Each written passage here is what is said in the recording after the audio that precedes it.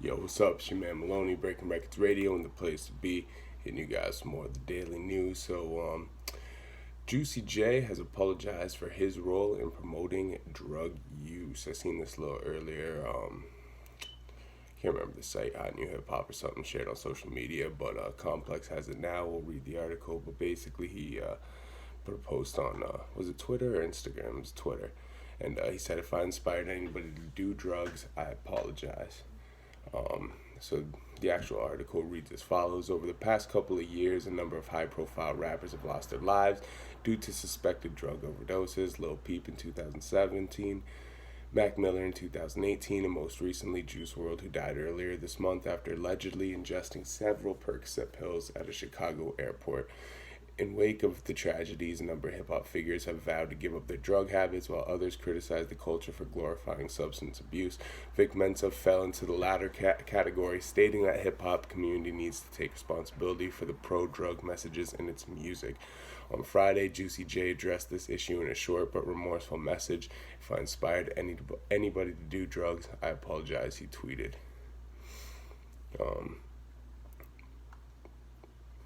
I guess we could read the rest of it. Sometimes the articles, the last bit, don't really say much, but this one's got a decent conclusion. We'll read it. Juicy J hasn't been shy about his drug use, which he has addressed in interviews and in music. And Ray Shremmerd's 2018 track Power Glide, Juicy J touches on Lil Peep's death and admits he needs to cut back on the Xanax. R.I.P. Lil Peep, I gotta slow down on them Xans, he rapped. In 2018, cut Neighbor with Travis Scott, the Memphis rapper, warns listeners about the dangers of the anxiety medication. I go live like Kodak, just keep dying, fuck Xanax. The 44-year-old entertainer also opened up about his recreational drug use in a 2014 interview with City Pages, insisting he was not in any danger of dying.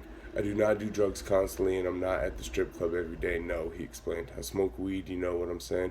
But I do things responsibly. I'm not going to overdose on any drug. I'm not a crazy person like that. I'm responsible for whatever I do. I enjoy living, you know what I'm saying?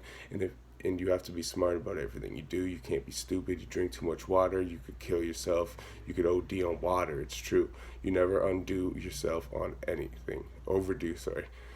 You got to be responsible if you like living on this earth. So, anyways,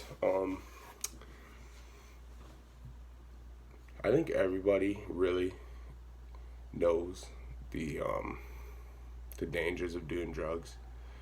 Um, Now, yeah, a rapper or music that you like could influence you to want to do them, but I say in most scenarios, you know what you're getting into to some sort of a degree. So, I don't know. I sit on a weird spot on this issue. I commend Juicy J for coming out and saying this, but at the end of the day, it's like people were doing Xanax or drinking syrup, listening to your music.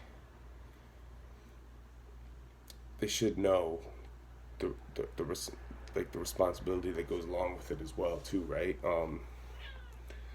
I get it, and I commend them for it, but I don't think that every rapper that's promoted drug use should have to come out and apologize, because at the end of the day,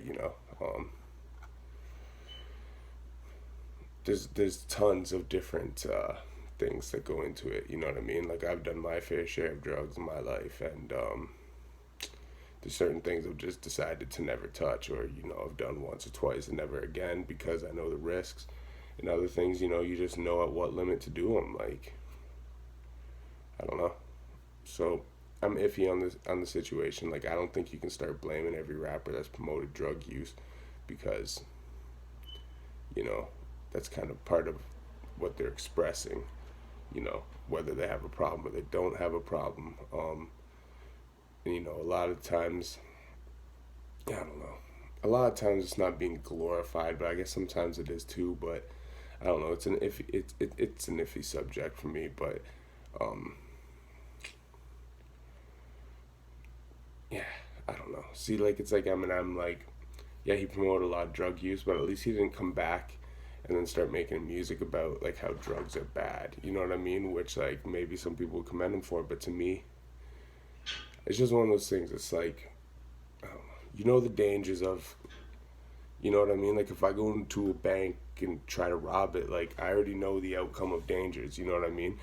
Just because I watched a bunch of movies where they robbed banks, got away with it, or like even if that was like a genre of rap music was like bank robbing, I'm not gonna blame the music for ultimately going and making a bad decision. You know what I mean? So I don't know. I'm iffy on the subject, but I do commend them for doing it.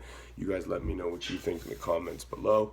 Shamir Maloney, Breaking Records Radio, signing out. Make sure you hit the bell, subscribe. Always hitting you guys with great content every day, whether it be interviews, daily news, or reefer reviews. You know what it is. Peace.